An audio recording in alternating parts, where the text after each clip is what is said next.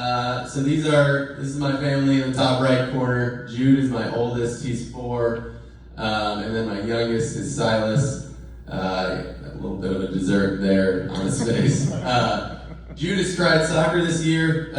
He is not the kid who's rolling around in the grass or tackling the other kids as most of the 4-year-old. He's the kid sitting on the end of the bench with his legs crossed, sipping his water. So good, well-behaved kid, and by the end of the year, we made it through the game without him running off the field crying. So that was a win for us. My wife and I have been married about 6 years, moved here about a little over 3 years ago, was in the real estate industry, got laid off, and really had the next 6 months to ask myself what I wanted to do next, and it came down to just a combination of being with people, being in relationships. I nerd out on the numbers, and then just to find a company that the values align so well with mine. So we were in Florida on a trip. It was down to 3 companies, and in the span of an hour, one of the companies canceled the final interview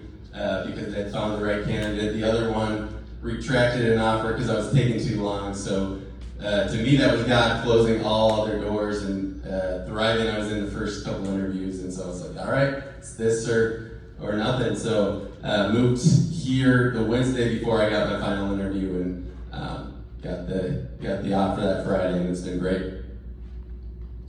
A little bit about the community impact that Thrivant has. You'll notice Mark Reimer there. He helped us out with an action team. So Thrivant's got a lot of really cool generosity benefits through action teams, choice dollars, and Money Canvas is our free budgeting service. So we offer that to our clients and just anybody to get free budgeting. And then choice dollars are straight donations our clients get, and action teams are $250 seeded projects to go do good in the community. How am I doing on time? 20 seconds. 20 seconds. All right, we're just going to do one more slide then. Just do the financial house. So Merle and I were talking about checkups yesterday a little bit.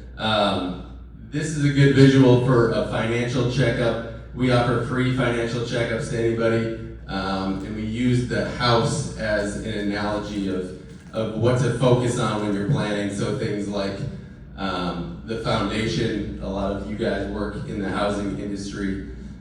So the foundation is the most important thing that we focus on. Things like building an emergency fund, managing debt, meaningful insurance coverage is really important. So you can send guys like Mike and Nick referrals in that sense. But also, what happens if you or your spouse passes away and we don't have a plan in place? Or what happens if you get sick or injured and you can't work? Because I might not make some friends saying this, but your most valuable asset is actually not your house.